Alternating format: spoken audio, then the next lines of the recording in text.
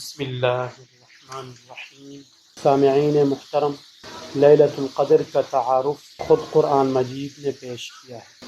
قرآن مجید میں دو مقام پر اللہ تعالیٰ نے اس رات کا ذکر کیا ہے، ایک پارہ نمبر 25 سورۃ الدخان میں اور ایک پارہ نمبر 30 سورۃ القدر میں۔ سورۃ الدخان میں اللہ تعالیٰ نے اس رات کو لیلۃ مبارکۃ کہا، انا انزلناہ فی لیلۃ مبارکۃ انا کنا منذرین، اور سورۃ القدر میں اس رات کو لیلۃ القدر کہا گیا ہے۔ دونوں مقامات کو بغور مطالعہ کرنے کے بعد ہم اس نتیجے تک پہنچتے ہیں کہ لیلۃ القدر سب سے بڑی خصوصیت یہ ہے کہ اس رات قرآن مجید کا نزول ہوا ہے۔ دونوں جگہ اللہ تعالیٰ نے قرآن مجید کے نزول کا اس رات میں ذکر کیا۔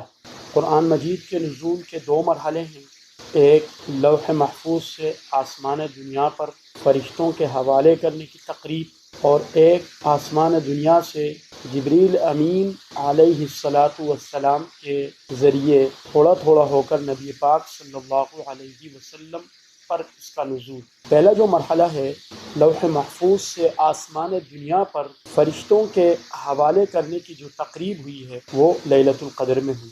اس کی گواہی قرآن مجید کے دونوں مقامات دے رہے ہیں۔ قرآن مجید نے اس کی دوسری خصوصیت اس رات کی یہ ذکر کی ہے، فیہا یفرق کل امر حکیم، اس رات میں ہر حکمت والے معاملے کا فیصلہ کیا جاتا ہے۔ یعنی اس رات سے، اس تاریخ سے آئندہ کی اس تاریخ تک جتنے نفوس کا دنیا میں آنا ہے ان کا فیصلہ ہوتا ہے، اور جتنوں کو یہاں سے جانا ہے، جن کی موت واقع ہونی ہے، اس کا فیصلہ ہوتا ہے۔ کس کو کیا رزق ملے گا، کتنا ملے گا، کب ملے گا، یہ تمام امور کا فیصلہ اس رات میں ہوتا ہے۔ اور تیسری خصوصیت قرآن نے اس کا ذکر کیا ہے کہ لیلۃ القدر خیر من الف شہر، کہ یہ 1000 مہینوں سے افضل ہے۔ یعنی لیلۃ القدر کی عبادت 1000 مہینوں کی عبادت سے افضل ثواب رکھتی ہے۔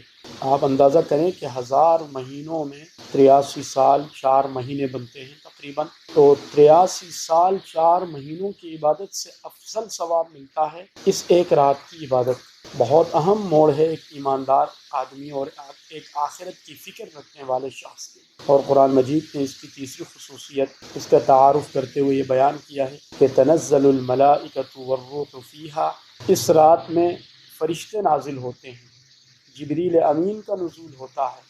نبی کریم صلی اللہ علیہ وسلم کا مبارک فرمان ہے کہ اس رات میں جبریل امین علیہ السلام فرشتوں کی جماعت کے ساتھ دنیا میں آتے ہیں، اور جو لوگ اللہ کی عبادت میں، ذکر میں مصروف ہوں، ان کے لیے رحمت کی دعا کرتے ہیں۔ ایک اور خصوصیت قرآن نے اس کا بیان کیا ہے کہ اس رات میں سلامتی نازل ہوتی، سلام ہی حتی مطلع الفجر، طلوع فجر تک اللہ کی طرف سے سلامتی اور رحمتوں کا نزول برابر جاری رہتا ہے۔ حدیث شریف میں آتا ہے کہ جب لیلۃ القدر کا موقع آتا ہے تو غروب آفتاب سے لے کر صبح صادق تک اللہ کی طرف سے ایک اعلان کرنے والا فرشتہ اعلان کرتا ہے کہ کوئی ہے جو مغفرت مانگے اور اللہ تعالیٰ اس کو مغفرت کرے، کوئی ہے جو رزق مانگے اللہ تعالیٰ اس کو رزق عطا کرے، کوئی ہے جو مصیبت زدہ ہو اور اپنی مصیبت سے نجات مانگے اللہ اس کو نجات دے۔ اس طرح اعلان صبح تک جاری رہتا ہے۔ خوش قسمت ہیں وہ لوگ جو ان راتوں کی قدر کرتے ہیں اور اللہ کی رضا کے کاموں میں لگ کر ان راتوں کو قیمتی بناتے ہیں۔ اور حدیث شریف میں آتا ہے کہ جو شخص لیلۃ القدر کی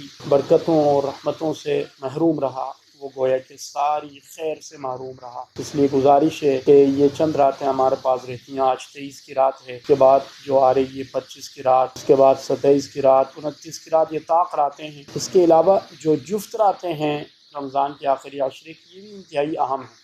اب رمضان کے بقیہ جو ایام، جو راتیں ہمارے پاس ہیں، جو لمحات ہمارے پاس ہیں، ہم اپنی بساط پر کوشش کر کے ان لمحات کو قیمتی بنائیں۔ رات کو جب تک طبیعت میں بشاشت ہے، تازگی ہے، نماز پڑھیں، تلاوت کریں، ذکر میں رہیں، اللہ کی رضا کے کاموں میں لگیں۔ جب طبیعت بوجھل ہو تو تھوڑی دیر کے لیے آرام کریں، سو جائیں، پھر اٹھ کر دوبارہ اللہ کی عبادت میں، اللہ کی رضا کے کاموں میں لگ جائیں۔